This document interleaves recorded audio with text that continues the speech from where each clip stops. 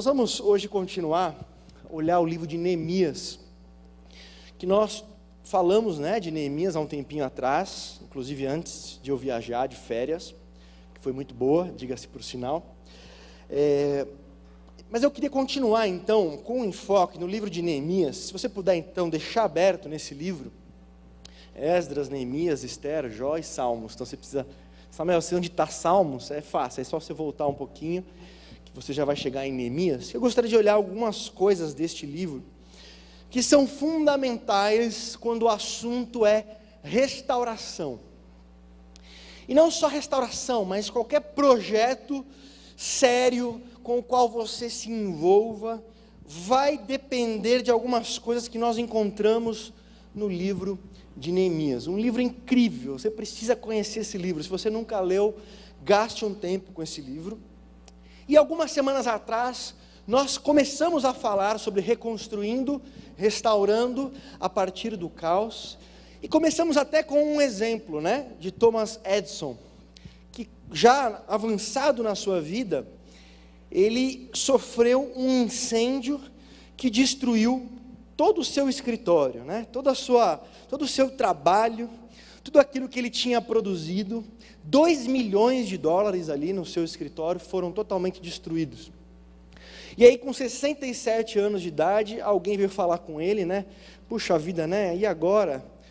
Ele respondeu o seguinte: existe um grande valor num desastre como esse. Todos os nossos erros foram queimados. Graças a Deus agora podemos começar tudo de novo. Então que o caos, que uma situação caótica, não pode gerar em nós apenas desesperança, desistência e amargura. Temos que olhar com esperança, temos que olhar com fé, temos que olhar com bom ânimo, para que algumas coisas sejam restauradas, para que algumas coisas sejam recuperadas e possamos ser relevantes para aquilo que vem pela frente. E aí nós falamos de 5 atitudes de Neemias, que são essenciais num processo de restauração, num processo de reconstrução, já que Jerusalém estava destruída, já que os muros de Jerusalém estavam acabados, já que Jerusalém era um monte de entulho, algumas coisas foram fundamentais para que Neemias gerasse uma restauração efetiva. A primeira, ele teve que vencer a negação. Neemias, quando olhou a situação caótica, ele reconheceu o caos, ele reconheceu que as coisas não iam bem, que as coisas estavam difíceis, que as coisas estavam caóticas. Na nossa vida, seja a área que for, que nós precisemos experimentar restauração, o primeiro passo é reconhecer que nós não estamos bem, que o nosso coração não está bem, que o nosso relacionamento não está bem, que a nossa igreja não está bem, enfim, tudo que for passar por um processo de restauração tem que ser encarado com realidade, tem que ser encarado com sinceridade. E isso que Neemias fez, ele viu o estado, ele fez o diagnóstico e reconheceu: Jerusalém está um caos. Só a partir do momento que a gente para de maquiar e mascarar a situação, talvez do nosso coração, do nosso relacionamento, ou daquilo que precisa de restauração, é que nós realmente poderemos experimentar qualquer tipo de restauração ou recuperação de qualquer coisa. Mas em segundo lugar, Neemias foi capaz de olhar para aquilo que Deus poderia fazer. Então ele não só ficou olhando o caos, ele não ficou só preso olhando para aquilo que estava ruim, ele olhou para Deus e viu: Deus é misericordioso, Deus é poderoso, Deus pode escrever uma nova história, Deus não desistiu de nós temos aliança com Deus, então algo novo pode acontecer. Então Neemias não ficou preso numa autocomiseração, não ficou preso num olhar apenas negativo sobre as coisas, porque estavam caóticas, mas ele buscou esperança, ele olhou para Deus, ele olhou além das circunstâncias. Em terceiro lugar, Neemias passou 4 meses no seu trabalho com um sorriso nos lábios e com o coração partido. Você se lembra que quando ele recebeu essa notícia e ele chorou, 4 meses se passaram até que o rei disse: Neemias, você está com a cara estranha, você está parecendo triste, o que aconteceu? Por quê? Porque Neemias não era uma pessoa que estava todo momento para baixo, todo momento triste. E o texto ainda diz: eu nunca tinha estado triste na presença do rei. Neemias fazia o seu melhor, oferecia o seu melhor, porque se Neemias fosse alguém sempre cabisbaixo, sempre para baixo, sempre down, e ele chegasse assim, o rei ia falar: mais um dia.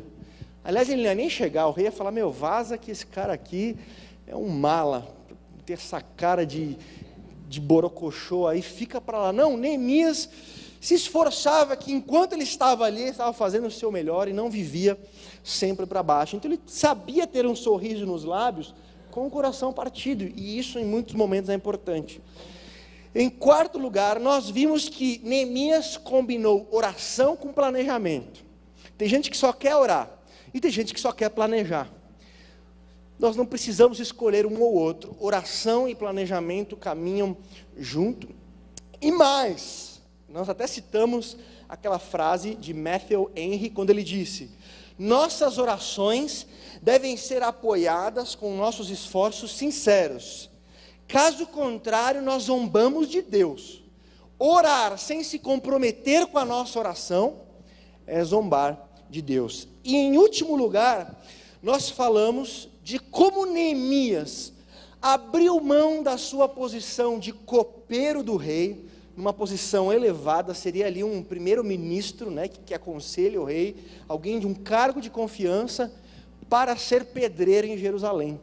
Fazer uma viagem da Pérsia, que é o Irã de hoje, até Jerusalém, mais de 2 meses de viagem, 1.300 quilômetros, para encontrar entulho, sair de uma posição tranquila para uma posição difícil, sair da posição de copeiro para a posição ali de pedreiro, sair ali do conforto do palácio para uma viagem muito difícil até Jerusalém. Não existe restauração quando nós somos acomodados, não existe restauração quando nós esperamos as coisas caírem dos céus, simplesmente. Neemias arregaça as mangas, se envolve, se compromete e baixa o seu status, começa a movimentar a sua vida de forma concreta e efetiva em relação e em direção à restauração. Experimentar restauração em áreas da nossa vida significa mudanças, adaptações, momentos específicos que muito possivelmente vão diminuir muito o conforto da sua vida. Bom, isso tudo nós falamos há mais ou menos um mês, e eu gostaria de continuar hoje então com Neemias, já que quando nós paramos, Neemias tomou viagem, saiu da Pérsia e foi em direção a Jerusalém. Com uma direção de Deus, a mão de Deus estava com ele, e nós vamos ver aqui algumas atitudes de Neemias, e eu diria, algumas coisas que Neemias teve que vencer diante desse desafio, e que vale para qualquer projeto de restauração, ou qualquer projeto criador que você tenha na sua vida. Neemias nos ensina coisas profundas. Olhe, por exemplo, capítulo 2, versículos 11 e 12. Neemias então chega a Jerusalém. Olha o que Neemias faz. Cheguei a Jerusalém, e depois de 3 dias de permanência ali, saí de noite com alguns dos meus amigos. Eu não havia contado a ninguém o que o meu Deus havia posto em meu coração que eu fizesse por Jerusalém. Não levava nenhum outro animal, além daquele que já estava comigo e estava montado. Até aqui.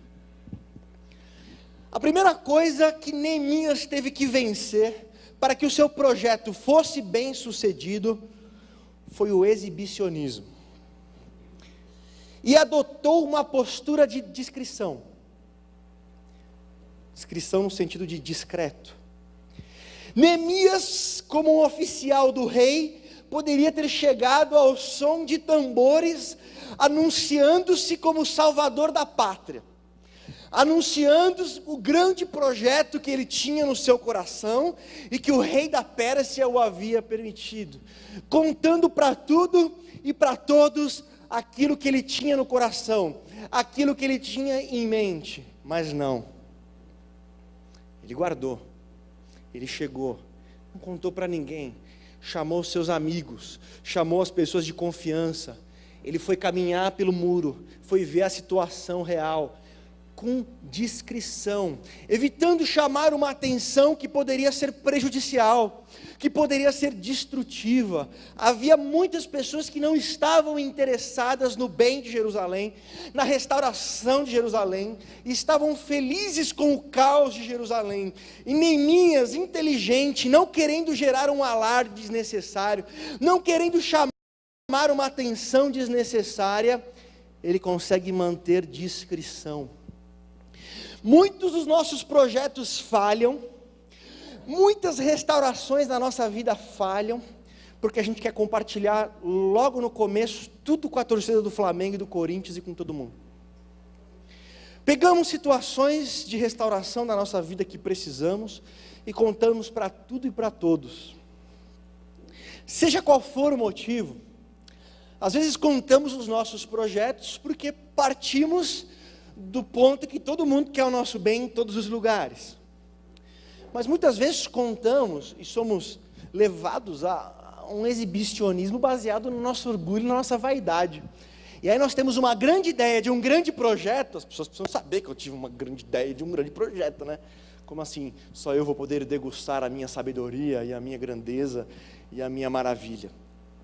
Outros casos não, outros casos o que nos impulsiona a um exibicionismo é o nosso, às vezes, senso de inferioridade.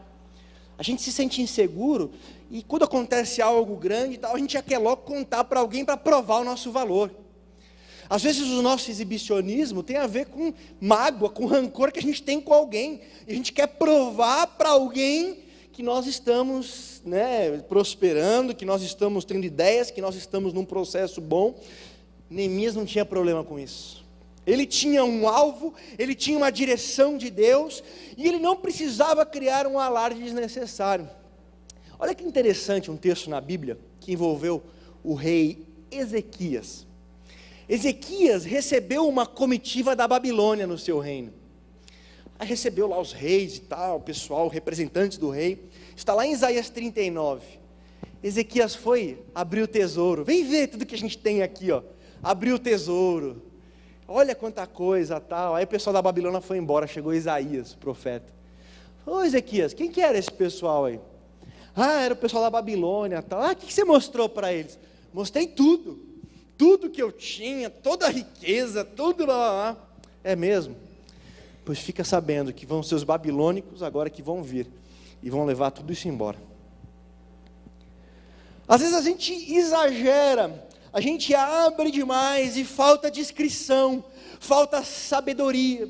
Alguns projetos têm que ser um segredo do teu coração com Deus e com pessoas de confiança, mas não precisam se tornar uma bandeira ao olhar de todos. Embora esteja gravando, eu acho que isso não vai chegar até ele. Tem um livreiro lá na rua Conde de Sarzedas. Eu sempre compro na loja dele. Sempre que eu ia, ele ficava contando. Não, porque eu quero fazer aqui uma loja igual a Saraiva, quando tem aquele espaço para café, aquele espaço para tal coisa, onde as pessoas passam uma tarde e tal, e contava. Aí chegava outra pessoa, eu via ele contando. Contava para todo mundo que aparecia lá o projeto dele. Passaram-se alguns meses, um outro vendedor da Conde de Sarzedas montou essa loja que ele queria montar. Aí eu cheguei na loja. Falei, puxa, né, aquela loja lá fez algo parecido.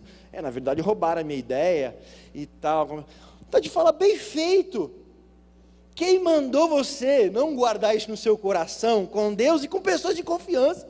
Você contava para todo mundo, em qualquer lugar, o seu projeto, claro que de alguma forma se tornou interessante, e para quem tinha dinheiro foi lá e fez. Às vezes a gente exagera, às vezes a gente fala demais, a gente quer mostrar demais, a gente parte do pressuposto que está todo mundo do nosso lado, que está todo mundo de boa vontade. É claro que existem pessoas que querem o seu bem, pessoas de confiança, mas nós precisamos ser discretos quando o assunto é restauração. Ah, eu quero restauração na minha casa, não precisa ficar todo mundo sabendo que você precisa de restauração. Ah, eu preciso de restauração nessa área, não precisa ficar todo mundo sabendo que você precisa. porque senão depois você vai ficar constrangido de saber que está todo mundo sabendo, e aí vai aparecer alguém que vai fazer um comentário, você vai ficar triste, enfim. Nós temos que guardar, nós temos que ser discretos. Olha Jesus, olha o ministério de Jesus em Marcos, tem até um negócio que o pessoal chama segredo messiânico. Quantas vezes Jesus fez algo e falou, olha, não conte a ninguém. Porque Jesus não queria gerar um populismo vazio de conteúdo, onde as pessoas interpretassem errado o seu ministério, o seu papel, a sua função. Então não era simplesmente, vamos lá, o movimento tem que bombar, o movimento tem que bombar, o movimento tem que bombar. Não! As pessoas tinham que entender aquilo que Jesus estava fazendo. Então não era simplesmente o populismo. Então a primeira coisa que Neemias vai mostrar é essa paciência, essa discrição em chamar apenas pessoas de confiança com as quais ele pudesse avaliar a situação, ouvir opiniões, mas de algumas pessoas específicas, pessoas que ele conhecia. O exibicionismo atrapalha o nosso processo de restauração. Mas em segundo lugar, Neemias vai vencer o individualismo. Dê uma olhada no versículo 17 e 18. Então eu lhes disse, vejam a situação terrível em que estamos. Jerusalém está em ruínas e suas portas foram destruídas pelo fogo. Venham, vamos reconstruir os muros de Jerusalém, para que não fiquemos mais nesta situação humilhante. Depois do estudo, depois da preparação, depois do grupo de confiança que ele levantou para avaliar a situação, Neemias não se enganou em relação ao projeto. Ele não poderia fazer isso sozinho. Se Neemias tivesse falado, quer saber, eu vou reconstruir esse muro e vou fazer isso sozinho. Ele estava reconstruindo até hoje lá. Estava colocando tijolo até hoje lá. Neemias percebeu que ele precisava de um envolvimento agora comunitário nesse projeto. Então, passado o momento de discrição, para que houvesse uma lucidez da situação, agora o projeto exigia a participação de todos os interessados, de todos os envolvidos. E olha que bonito Neemias falando, amados. Nós estamos nessa vergonha, venhamos e façamos.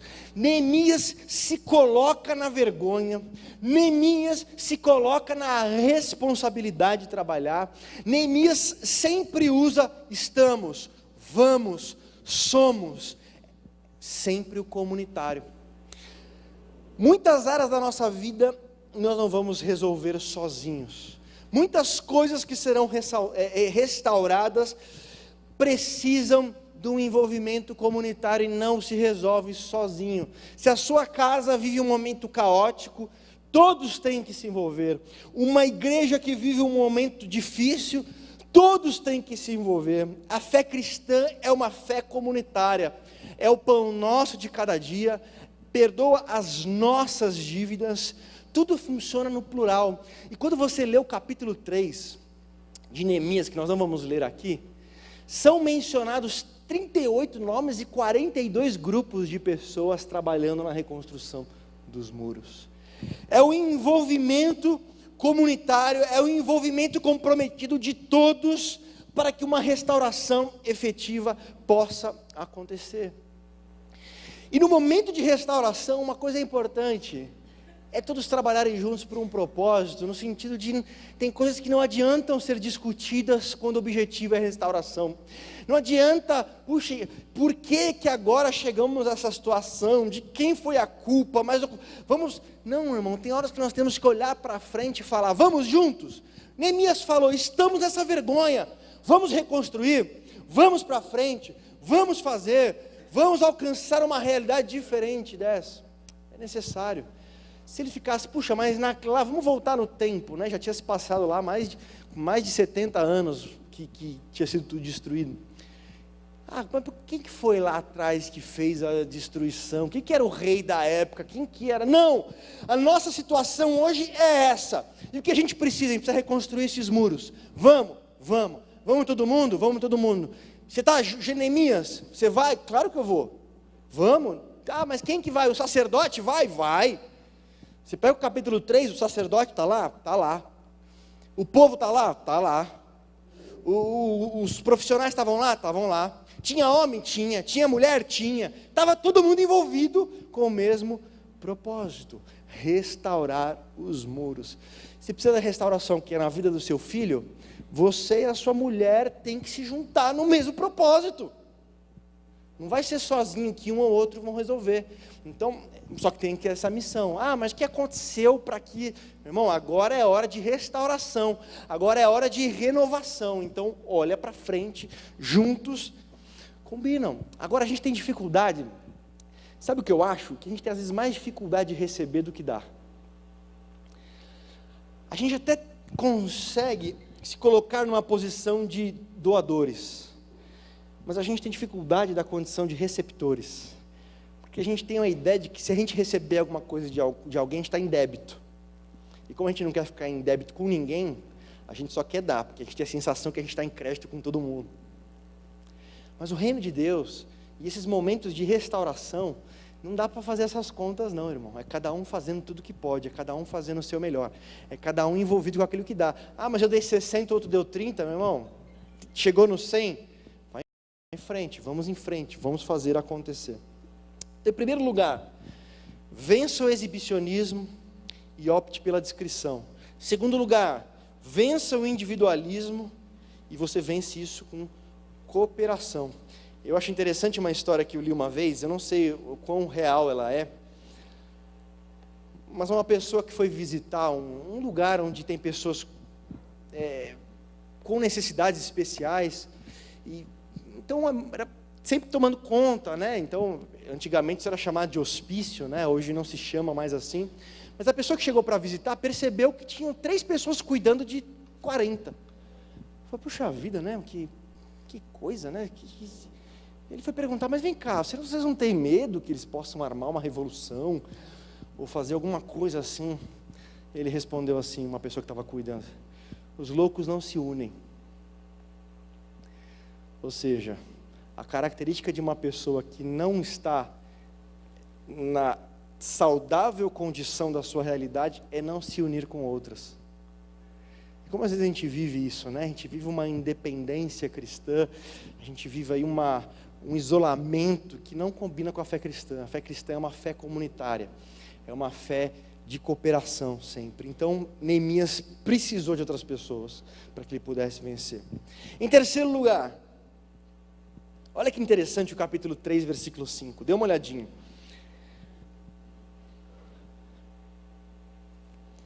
Capítulo 3, versículo 5. O trecho seguinte foi reparado pelos homens de Tecoá. Mas os nobres dessa cidade não quiseram se juntar ao serviço, rejeitando a orientação de seus supervisores. No meio do capítulo 3, onde está todo mundo envolvido com um projeto de restauração, aparece um grupo que não quer participar, que não quer ajudar, que não quer fazer a parte deles, que quer ver as coisas acontecerem através das mãos dos outros. O que Neemias vai fazer diante de um grupo que não quer participar? Amados, saiba que em todo projeto, seja numa igreja, seja num trabalho, sempre vão ter os folgados, sempre vão ter uns que só querem chegar quando está tudo pronto, sempre vão ter as pessoas que não querem colocar a mão na massa, sempre vão ter as... Quando nós perdemos a convicção de que aquilo que fazemos faz alguma diferença. O tédio é esse piloto automático, esse sentimento que a gente perde de que o que a gente faz tem algum valor. A gente já não sabe o porquê faz o que faz. A gente sabe que tem que ser feito, que alguém tem que fazer, que a roda tem que continuar girando, mas quais são os motivos pelo que a gente faz? Qual é a razão de a gente estar fazendo o que a gente faz? O Henry Nouwen diz assim: nós somos uma raça cansada, sobrecarregados, mas vazios. Cheios, mas incompletos. Parecemos bolsas quase estourando nas costuras, mas mesmo assim nos sentindo vazios. Quando nós somos acometidos por isso, queridos, por esse tédio, por esse cansaço, o texto aqui, ele mostra pessoas que estão cansadas, mas o mesmo texto vai mostrar que essas pessoas foram capazes de seguir em frente e de concluir o trabalho em um tempo recorde. O que Neemias fez para que essas pessoas conseguissem fazer isso? Dê uma olhadinha, por gentileza, no versículo 14.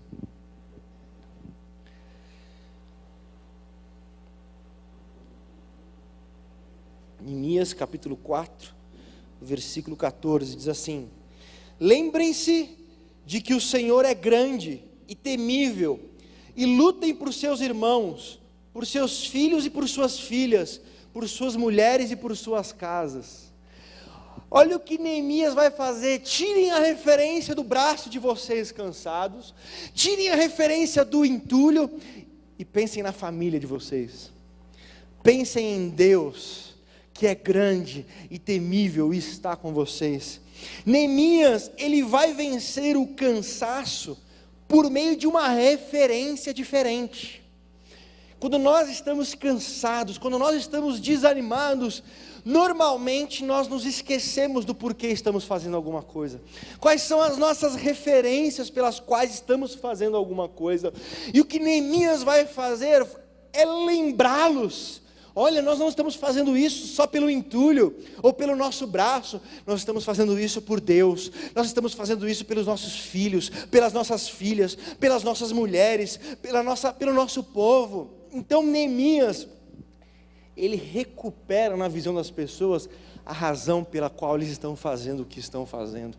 E esse mesmo povo que estava cansado, dizendo, nós não vamos conseguir acabar, é o povo que conseguiu acabar, é o povo que conseguiu fazer. É isso que nós precisamos. Quando você acordar de manhã e falar, puxa, eu não quero me levantar, eu não quero fazer nada hoje, eu não tenho ânimo para nada, tire o olhar da sua fraqueza, tire o olhar dos entulhos e se lembre das pessoas pelas quais você faz aquilo que você faz. Olhe para Deus e fala, Deus está interessado neste dia. Se Ele me deu um dia de vida, é para que eu me levante e tenha um dia de vida relevante. Se eu tenho meu filho, se eu tenho a minha mulher, se eu tenho, por eles eu vou fazer, por eles eu vou levantar. Samuel, mas eu não tenho ninguém pelo qual fazer nada, só a mim mesmo. Você foi pego pelo egoísmo e pelo orgulho. Em algum momento da sua vida, ou da minha vida, nós fomos absorvidos por tamanho egoísmo, que hoje a gente não consegue encontrar outras pessoas para serem a razão de ser daquilo que nós fazemos. Nós não conseguimos pensar em Deus ou nas pessoas como fonte de inspiração.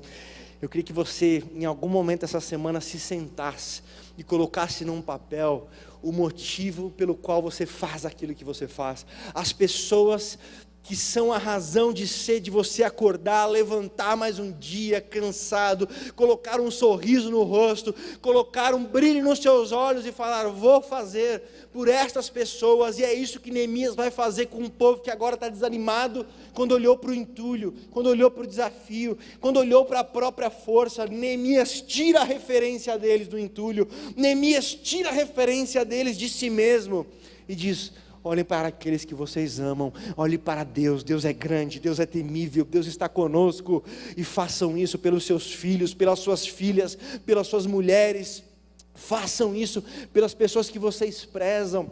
Amado, o seu projeto de restauração não pode ser simplesmente um projeto simples e unicamente pessoal. Tem que envolver a visão de pessoas que serão beneficiadas por esse projeto. A sua família e seus filhos vão ser abençoados pelo que você vai fazer. Recupere a visão do porquê você faz o que você faz. Em quinto lugar, não existe projeto de restauração ou qualquer projeto sem oposição. É impossível fazer qualquer coisa relevante sem que haja algum tipo de oposição. Olha o capítulo 4. Veja a partir do versículo 1. Quando Sambalate soube que estávamos reconstruindo o muro, ficou furioso, ridicularizou os judeus, e na presença de seus compatriotas e dos poderosos de Samaria disse: o que aqueles frágeis judeus estão fazendo? Será que vão restaurar o seu muro? Irão oferecer sacrifícios? Irão terminar a obra num só dia?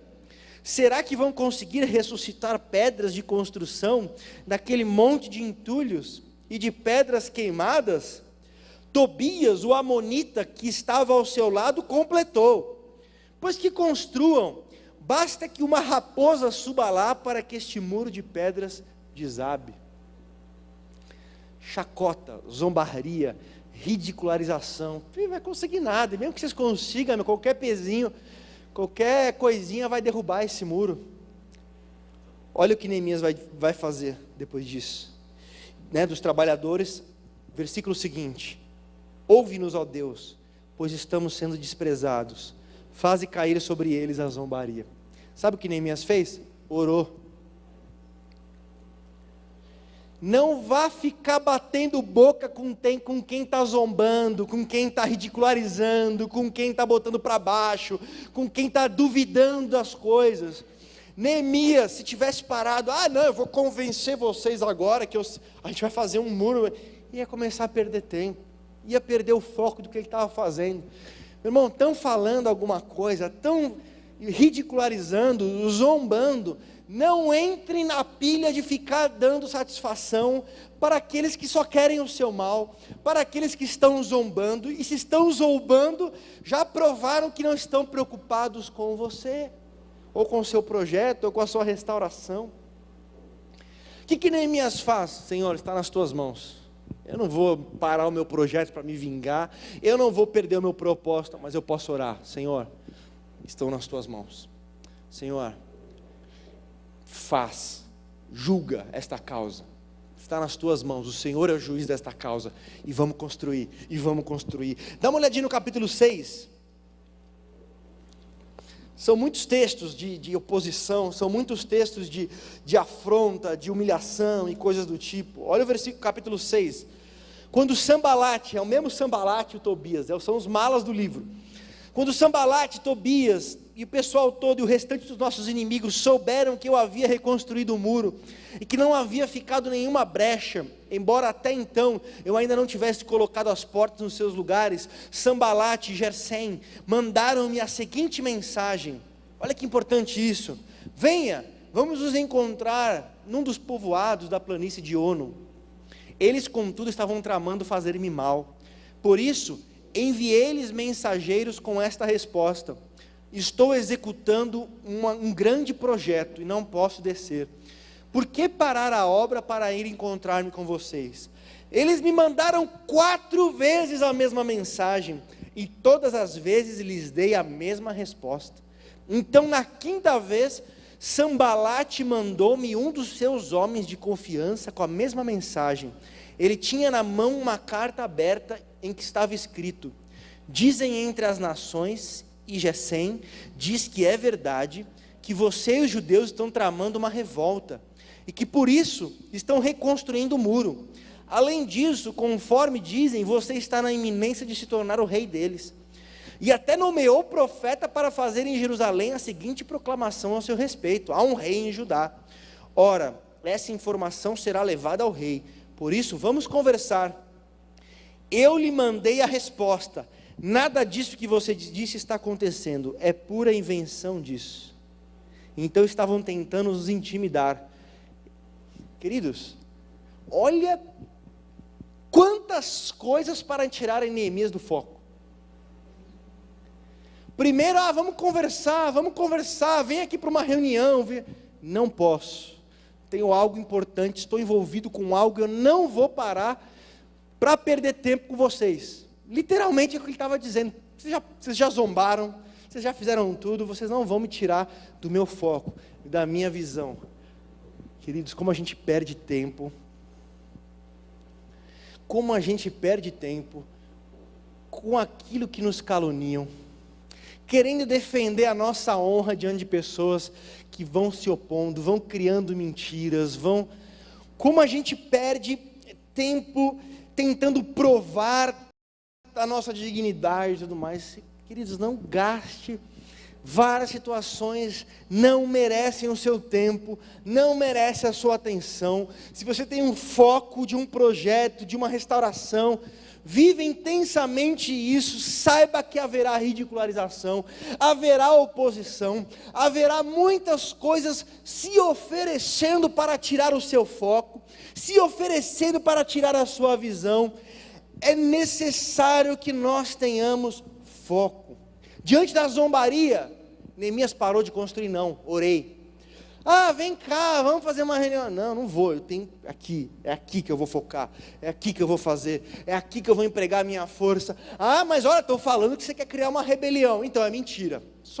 Não tem que ficar, não, agora eu vou parar todo mundo, vamos fazer aqui um julgamento para poder, várias testemunhas, comprovarem que eu não estou fazendo nada de errado. Não, meu irmão, segue em frente. Se você parar para dar justificativa de tudo que aparece ou que falam de você, a sua vida vai acabar. A sua vida vai acabar. Precisamos aprender aquilo que Provérbios nos diz: ignorar as ofensas. Ignorar as ofensas. E não ficar dando atenção para tudo que se propõe na nossa frente.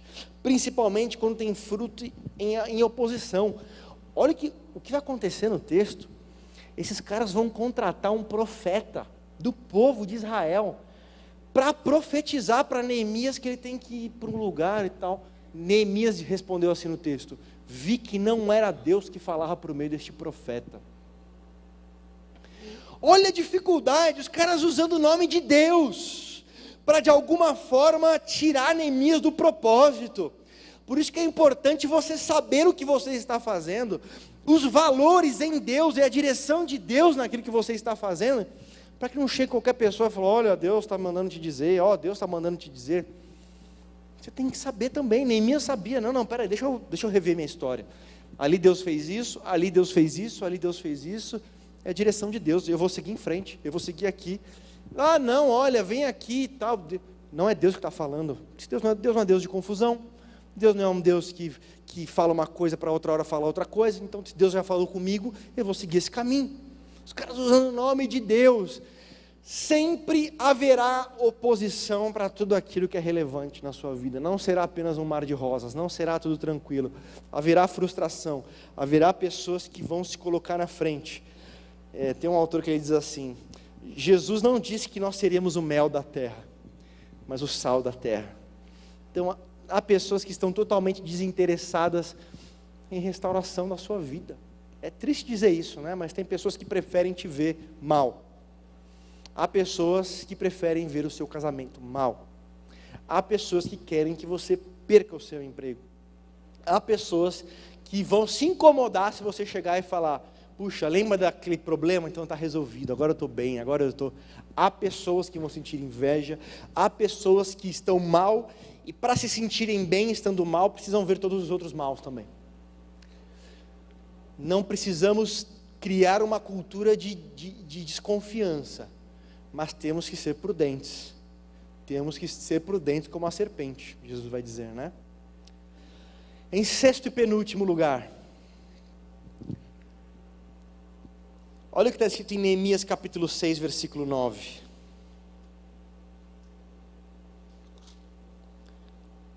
Estavam todos tentando intimidar-nos, pensando: eles serão enfraquecidos e não concluirão a obra. Eu, porém, orei pedindo: fortalece agora as minhas mãos. Eu acho essa uma das partes mais importantes. Olha o que aconteceu. As pessoas chegaram: olha, vocês não têm força para fazer isso tudo.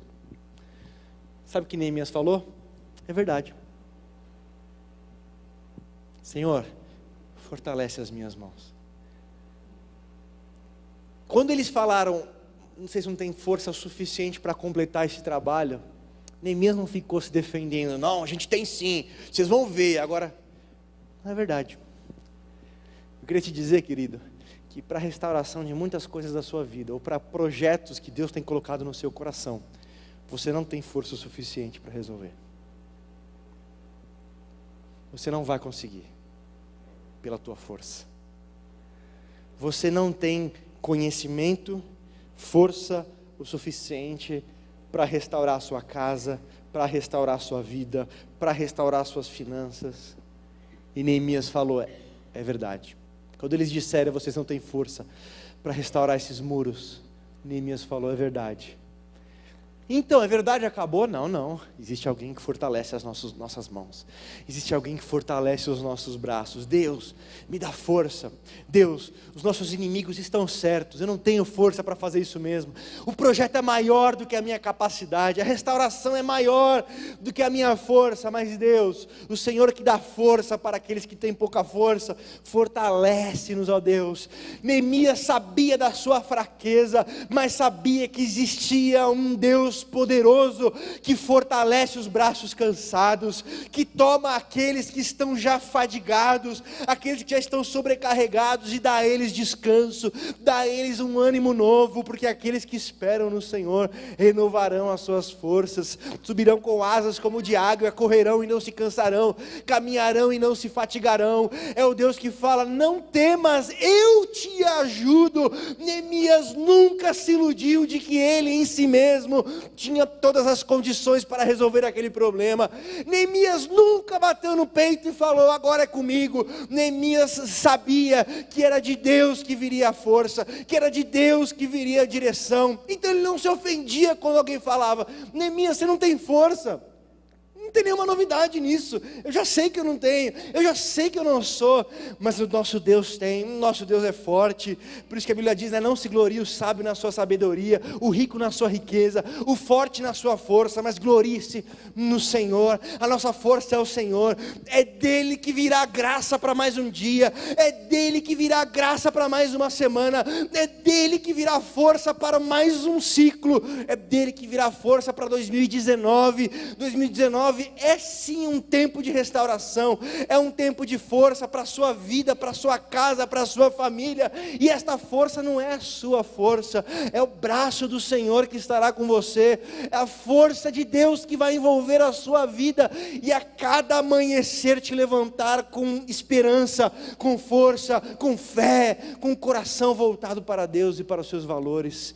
É de Deus que vem, é de Deus, é sempre de Deus, sempre foi de Deus. Eu não sei o que você já realizou até hoje, nossa, aquele projeto que eu fiz, aquela ideia que eu tive, aquilo que foi Deus, amados.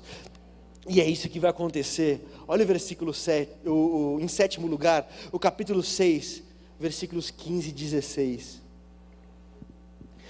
O muro ficou pronto no 25º dia de Elul. Isso aqui é agosto, setembro.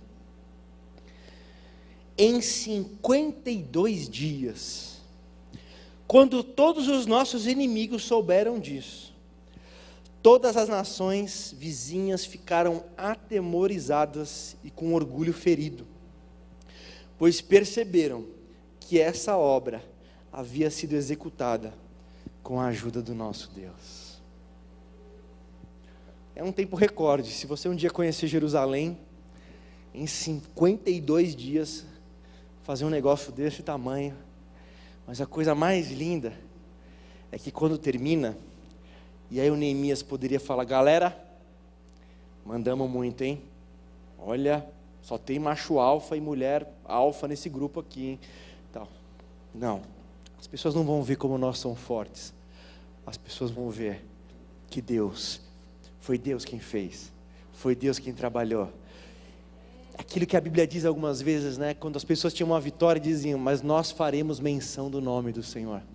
Fazer menção do nome do Senhor é perceber algo extraordinário que aconteceu, para o qual você foi um instrumento de Deus. Mas dar um passo para trás e falar, mas eu não vou me iludir.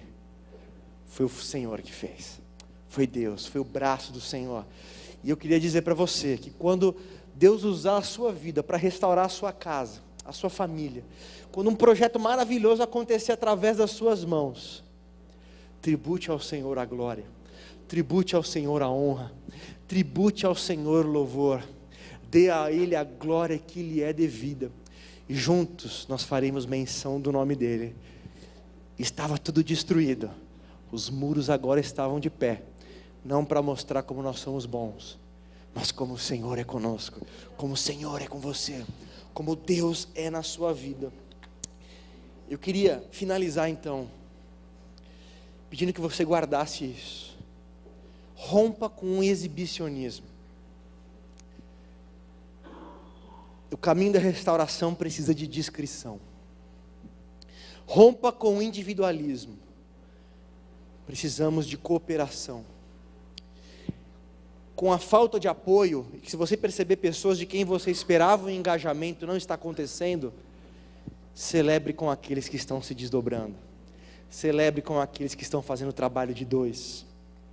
Diante do desânimo e do cansaço, tire seus olhos dos escombros e dos seus braços. Olhe para Deus, olhe para a sua família, olhe para as referências que te dizem o porquê você faz aquilo que você faz. Diante da oposição, ore e mantenha o foco. Ore e mantenha o foco. Não vá atrás, não vai discutir com todo mundo, não abandone aquilo que é prioritário por aquilo que é secundário. Na fraqueza, reconheça a sua fraqueza, mas saiba que você depende de alguém que é forte, que Deus é forte para te sustentar. E quando tudo estiver restaurado, não celebre o seu nome, tribute ao Senhor, faça menção do nome do Senhor, faça menção do nome do seu Deus. Vamos ficar de pé, vamos orar.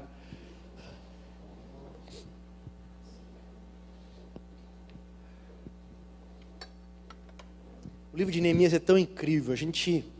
Eu passei ontem sentado escolhendo, puxa, isso aqui eu preciso pôr, não, mas aí vai ficar muito grande, não, mas isso aqui tem que estar, tem tanta coisa. Gaste um tempo com esse livro, gaste um tempo com Neemias, as atitudes dele, as palavras dele, as intervenções dele, a liderança dele. É um livro muito rico. E na sua história, talvez você está aqui se perguntando como é que algumas coisas podem ser restauradas na sua vida. A gente tem falado disso, mas se você puder guardar uma coisa, saiba que Deus vai te ajudar nesse processo. Saiba que você tem um Deus restaurador. Você tem um Deus que levanta o caído. Tem um Deus que anima o desanimado. Não desista. Talvez você olhe para alguma área da sua vida e vê apenas escombros. A minha oração é que você creia. Creia que há um Deus na sua vida. Creia que Deus pode te erguer deste entulho. Creia que Deus pode te usar. Creia que Deus pode fazer coisas que você nem acredita hoje. Mas creia em Deus. Creia em Deus. Feche seus olhos, vamos orar. Talvez tenha uma área na sua vida que você queira colocar diante de Deus hoje. E se Deus te perguntasse o que você precisa reconstruir na sua vida? Ah, Senhor, eu preciso reconstruir a minha fé.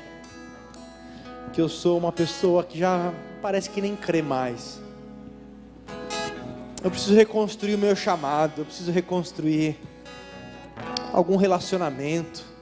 Meu casamento, meu relacionamento com os meus pais, com os meus filhos.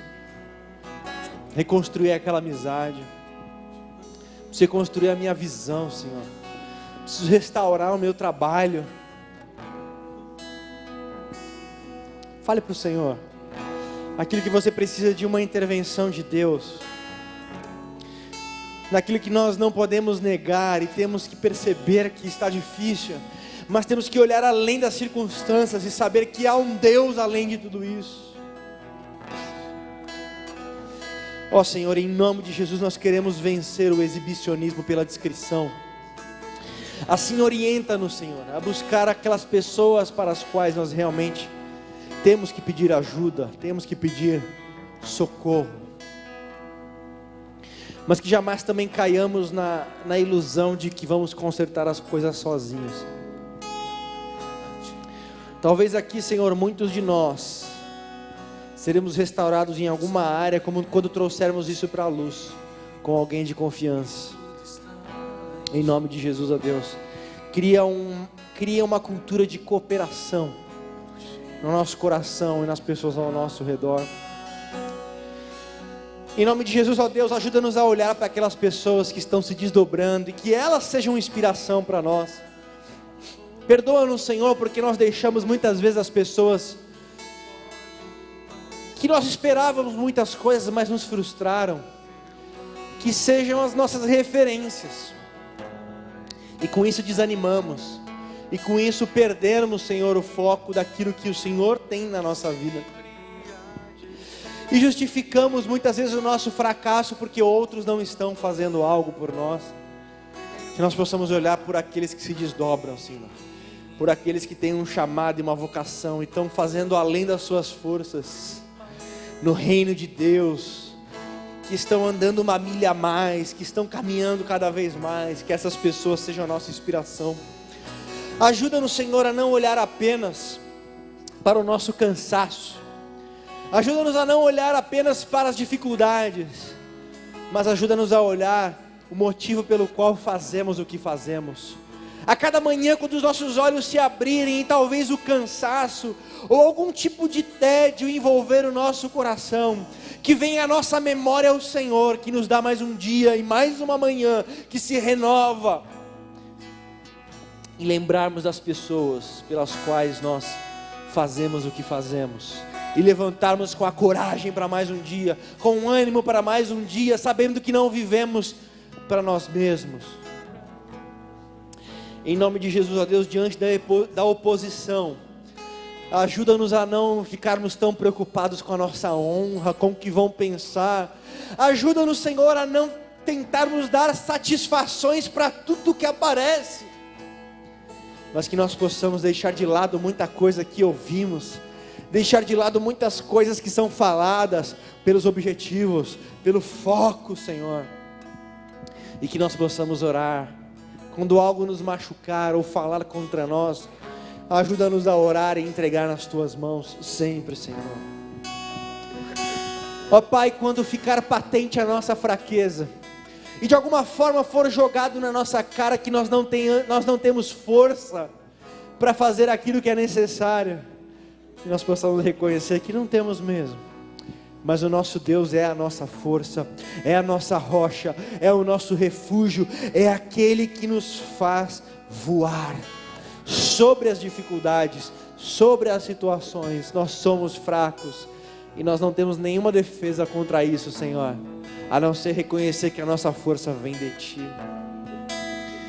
Senhor, quando nós vivemos a restauração, quando os projetos se completarem, quando cada um de nós, Senhor, aqui alcançar aquilo para o qual o Senhor nos guiou para fazer, quando os muros destruídos estiverem reconstruídos, que nós possamos olhar e fazer menção do Teu nome, tributar a Ti louvor, glória, e reconhecer que foi a Tua mão e a Tua força que realizou todas as coisas para sempre e eternamente, em nome de Jesus, amém.